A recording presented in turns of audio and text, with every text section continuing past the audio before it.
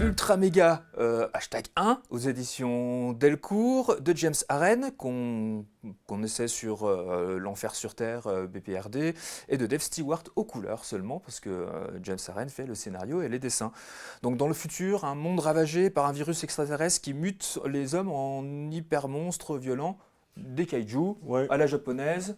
À la japonaise, mais avec un traitement comics, enfin ultra comics américain. Voilà. Ouais. Et le côté ultra méga, on voit dès le titre que ça va être un récit hors du commun, over the top, vraiment pas réaliste pour un rond.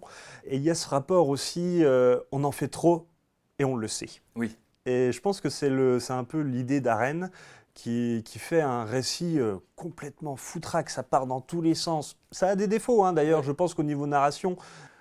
J'ai envie de te dire, au début du livre, on a du mal de se mettre dedans parce qu'on ne comprend pas trop, même au niveau de la narration, on se dit bof. Le premier chapitre, c'est un peu bof, c'est après que ça devient vraiment intéressant. Et je trouve qu'il y a une explosion. En fait, voilà, c'est un livre explosif. Oui.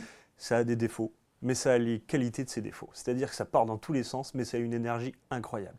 Et ça passe dans le dessin, avec une démesure des monstres, voilà, une des échelles incroyables. Ça passe... Qui sont vraiment horribles en plus. Voilà, c'est vraiment trash, c'est gore, ça fait pas semblant. C'est de l'épouvante. Hein, c'est de l'horreur, c'est du récit horrifique, à la fois du récit de super-héros aussi, parce que... les Ultra Méga, ce sont, pour donner un peu le début scénaristique de ce bouquin, les Ultra Méga, en fait, c'est des humains classiques qui reçoivent un don dont on ne sait pas trop où. Voilà, et qui permettent de se métamorphoser en super-héros énormes. Voilà.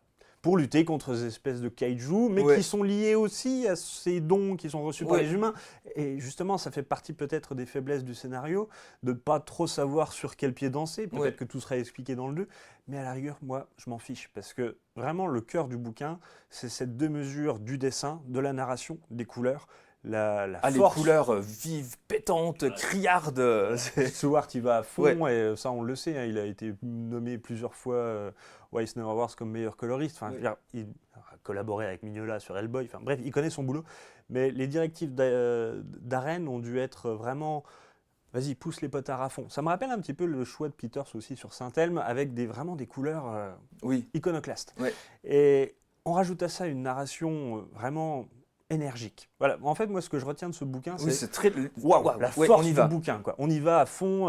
Tant pis si on n'a pas tout compris, c'est pas grave. On se prend une claque visuelle dans le beignet. Voilà. C'est ça que j'ai aimé dans ce bouquin. C'est un bouquin qui laisse pas indifférent, qui surprend, qui malmène son lecteur. Et ça, c'est quand même... Moi, c'est ce que je recherche en BD, plutôt que de lire un truc qu'on a déjà lu 100 000 fois. Donc Ultra Méga, c'est James Harren et Dave Stewart qui vous embarquent dans une valse infernale entre horreur, humour dépressif et récit familial tordu aussi. Très tordu. Très très tordu. Donc c'est aux éditions Delcourt. On vous le conseille vraiment.